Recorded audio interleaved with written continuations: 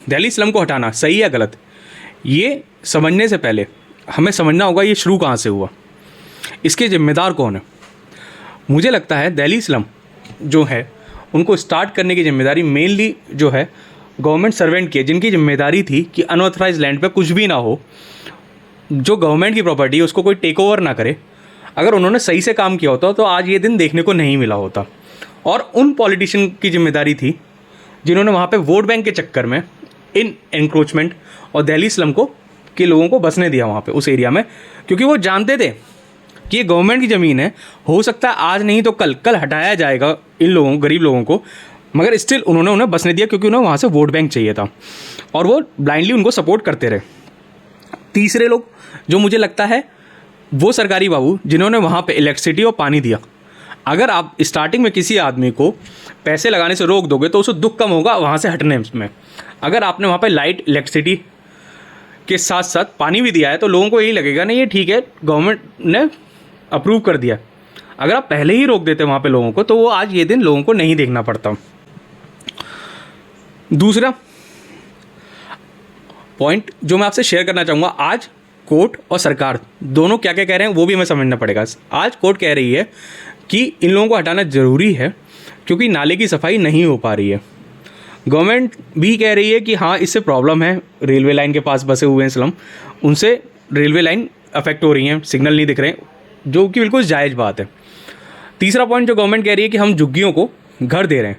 अब मेरा प्रॉब्लम झुग्गियों को घर देने से नहीं है, मगर मेरा प्रॉब्लम ये है कि यहाँ से शुरू होता है कि गवर्नमेंट स्लम के लोगों को घर दे रही है, जो कि बिल्कुल अच्छी बात है, गरीब हैं उनकी मदद करनी चाहिए। मगर प्रॉब्लम ये है कि वो क्या पैरामीटर हैं जिसके बेसिस पे वो घर दे रही है।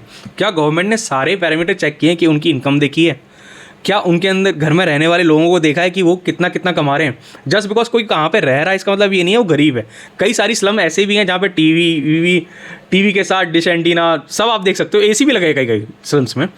क्या उनको भी आप घर दे रहे हो वो सही है? क्या उनकी आपने इनकम वेरीफाई कर ली है? अब पॉइंट ये आता है कि गवर्नमेंट ने जिनको घर दिए हैं वो किस पैसे से दिए हैं? उन्होंने वो घर हमारे आपके जो लोग आस पड़ोस में टैक्स देते हैं दिल्ली गवर्नमेंट को, उस पैसे से उन्होंने गरीबों को घर दिए। अब मेरा पॉइंट ये है, जो मिडिल क्लास आदमी कुछ पैसे कमा के टैक्स दे रहा था और गवर्नमेंट के सारे रूल रेगुलेशन फॉलो कर रहा था, खुद किराए में रह रहा था, बस ये सोचता था कि अपने रिटायरमेंट पे एक घर बना लूँगा, उसके पैसे से कुछ लोग जो अवैध अधिकार करके गुंडागर्दी करके या जैसे भी गरीबी का एक ब्लैकमेल खेल रहे हैं कि हम गरीब हैं वो हैं, उनको घर दे दिए। और जो मिडिल क्लास आदमी वो तो पिसके रह गया, वो तो अभी भी टैक्स देता ही रह गया, तो उसको दुख नहीं हो रहा होगा। ये सोचने वाली बात है।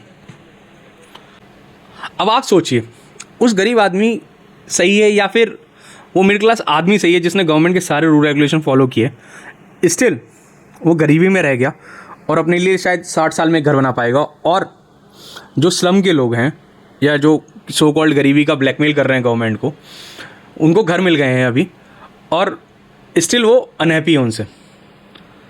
आपको क्या लगता है? प्लीज़ कमेंट कीजिएगा और वीडियो को ज़्यादा से ज़्यादा शेयर कीजिएगा, क्योंकि हमारा परसेप्शन ही है जो देश बदलेगा।